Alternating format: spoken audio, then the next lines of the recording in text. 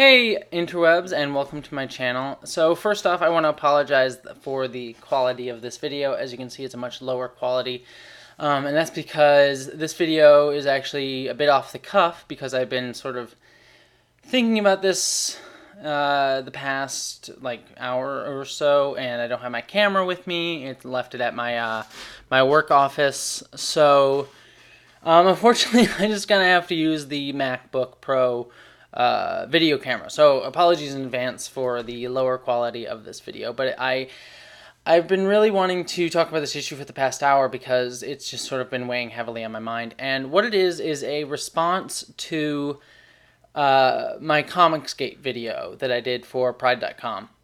And I've been seeing a lot of responses to it being like, oh, this is just a hit piece, you're not understanding the issues, it's just like me talking about, all the, these cherry-picking insults that people said and not actually listening to the issues at hand and just sort of ignoring everything about what Comicsgate stands for. And I got a message on that video on my YouTube channel from a person who says that they're a part of Comicsgate.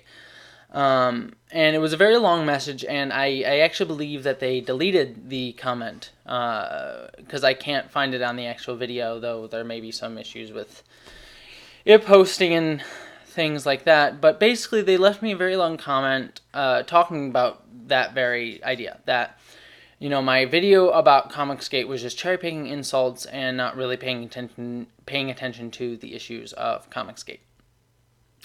And basically, for those of you who don't know, what the main proponents of Comicsgate argue, or at least, what the Comicsgate as a movement claims to be about, is basically saying that SJWs and liberalism have infected comics to the point where they are just trying to, like liberal writers and SJW writers, things like that, are just trying to put forth this rhetoric and this ideology of, diversity for diversity's sake and, liberalist ideals, but mainly the main reason is just we need to have people of color, we need to have LGBT people, we need to have women at the center of everything, story be damned.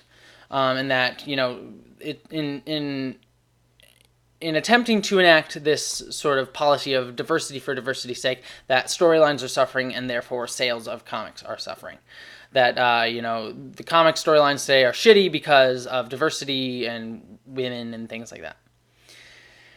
And what a lot of people who stand with the Comicsgate movement argue are that, look, this isn't about diversity. We're all for diversity.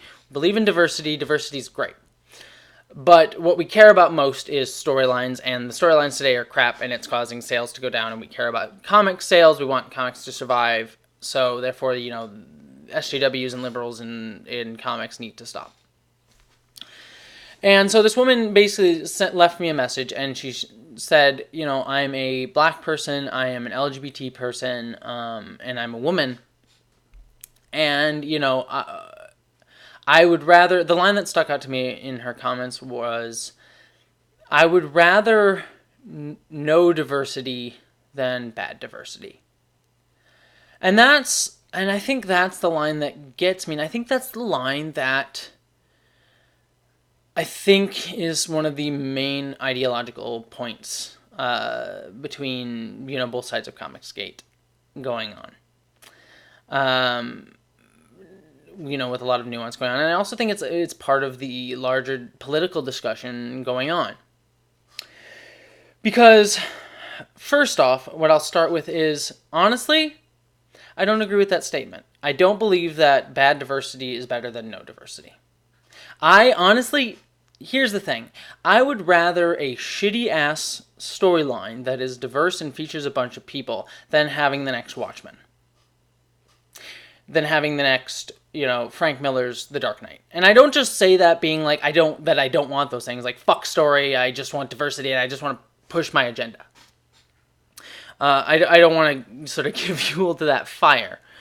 But what I do want to say is that I think what's more important right now is is talking about these issues and trying to work through these issues, and trying to figure out what new storylines that feature LGBT people and POC and women actually are. Now, you know, I'm going to set aside the notion of, like, that diversity hasn't, like, liberalist and SJW writers haven't created good storylines, because I believe they have. You know, just look at, like, Roxane Gay, Ta-Nehisi Coates, you know, a bunch of other writers, you know, women writers, POC writers, LGBT writers. They have clearly made great stories, like Infinity Girl, Bitch Planet Saga. These are all fantastic storylines that feature diverse casts and diverse stories. So I want to reject that notion on its face. But I also think that there is value in telling mediocre or bad storylines that feature diverse casts. The reason being is this, and I know that this main point is going to be lost immediately on a lot of people that believe in Comicsgate, but whatever, I'll say it anyways. Straight, white, cisgender dudes have had forever to tell their stories. And they have had amazing fucking stories. Like, again, I'll say Watchmen and The Dark Knight. Fucking Dark Knight Returns, I should say. The Dark Knight Returns and Watchmen and, you know, V for Vendetta. You know, I could go on for hours and hours just, you know, listing Alan Moore's, you know, list alone fits that bill. But I could, you know, Frank Miller, I could go on. So there have been obviously a bunch of straight, white, cisgender male dudes who have made fantastic storylines that I love and adore and cherish those characters and those storylines. But there have also been a shit ton of shitty storylines. Like, take one look at the Spider-Man Clone Saga to know that there have been shitty storylines by straight cisgender male writers. The problem is that these are the only stories that have been told for so long in comics and so long in all of aspects of society, both, you know, entertainment and political and all that jazz. You know, in all aspects, these are the only stories that have been told. And we have had great storylines, like the storylines of, if you want to go politics, like Abraham Lincoln, the great storylines of, you know, Citizen Kane and, you know, Great Gatsby, and all these different storylines in every different aspect of the world. And for every one of those, we have a shit ton of shitty storylines. But they get made because those are the types of people that, you know, straight white men get ahead because of our society, and then they bring up other straight white men because, not understandably, they want to help people who look like them. You know, like, just like me, like, I'm a trans woman, and when I see a trans person who, you know, wants to be an intern at the company I work at, or things like that, it's like, I want to be in, like, I want to mentor you and teach you and show you. Like, that makes sense to me. But that's only stories I've been told. And I think there is space today to be like, look, these people of color, LGBT people, women, any other marginalized group, deserves to have the space to explore and experiment and try out their stories. And try the stories in these worlds that are bigger, like play with a Batman story, play with a Superman story, play with all these different types of stories. Just like straight, white, cisgender male dudes have had to. And again, I want to be clear, like, I don't have a problem with straight, white, cisgender men. I still want them to tell stories. I still want them to make stories. I still want these stories to be made. I still want excellent stories. I want every story to be excellent, but I still find value in mediocre stories. I still find value in these stories because I think you can see what works and what doesn't work. If we don't try and play and discuss and see how marginalized stories work in this world now, we never will. There's value in that. And so that whole side, I think, is one part of Comicsgate that I think is a main ideological difference that I have with a lot of people in Comicsgate. And the other problem that I have, and this is the other major problem, and I think the major problem in every politicized thing today, is what are you willing to sacrifice to get what you want? Your main goal. Because just painting with a broad brush, what I see as being the main ideological differences here is that people who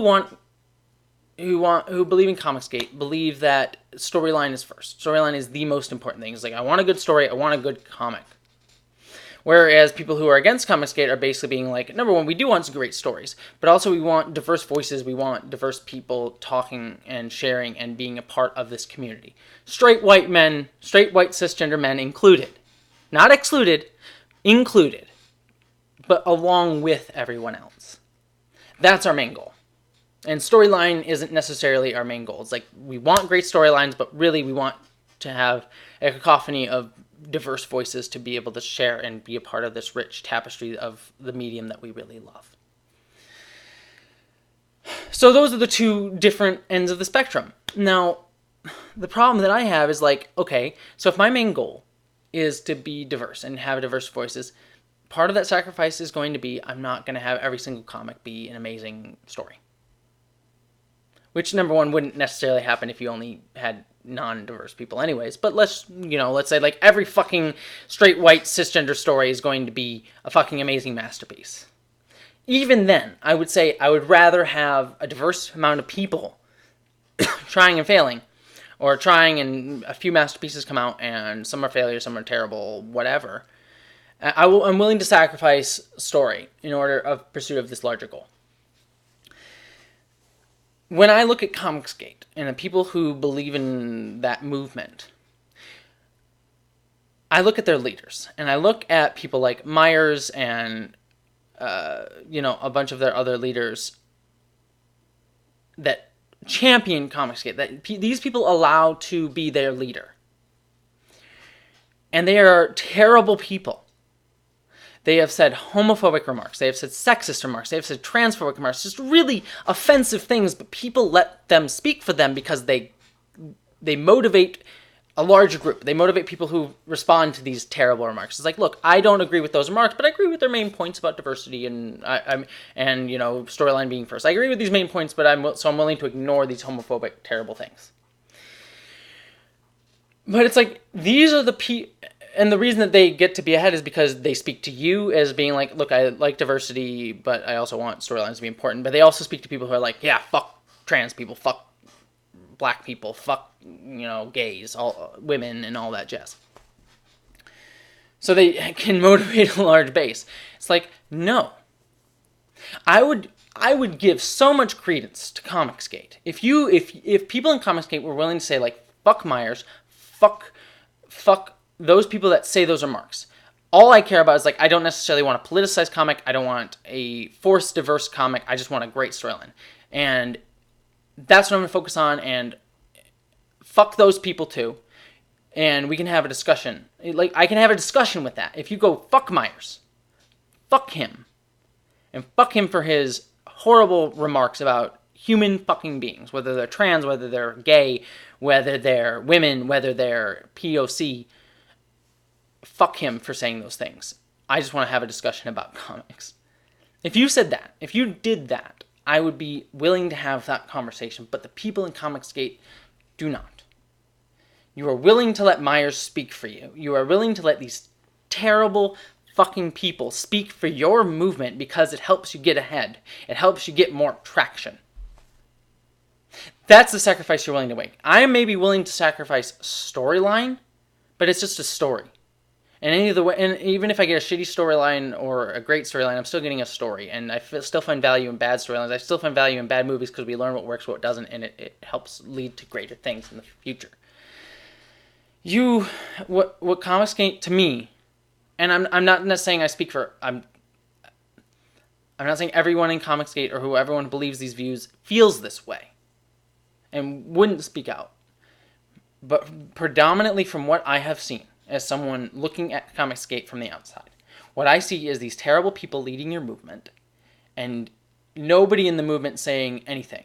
But they would rather take the time to attack me, to come to me and be like, no, you don't understand me. When what I'm trying to say is like, look at him. Look at this terrible fucking human being. Why aren't you calling him out? Why would you rather take the time to come and critique me than critique him, the person who's part of your movement? If you took the time to kick him out and say, fuck him, and then come back to me and be like, Fuck that guy. Let's have a conversation about what's a good storyline and how we can best enact diversity within that, or, create a great storyline that can be diverse and cannot be, or sometimes is not, or we can have that conversation. I'm willing to have it. I am willing to have it. But I'm not willing to have it on the basis of compromising base morality and respect for human beings. That's my main problem with Comicsgate as a whole. And I think, to get larger and larger, more political, my problem with politics as a whole today.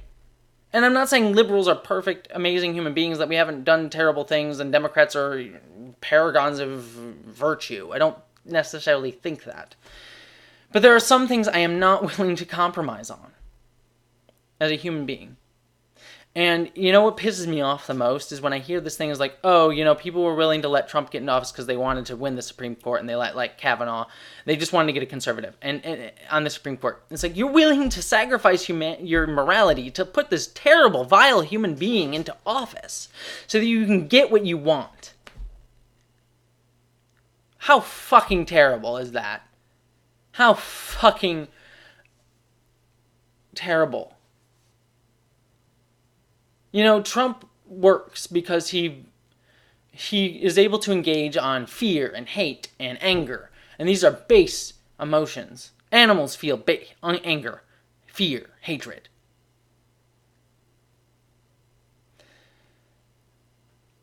And it's harder. It is so much harder to fight for love and hope and diversity. It is so much harder.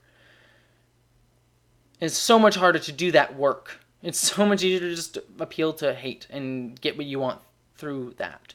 But you sacrifice so much. You sacrifice so much of what makes human beings beautiful.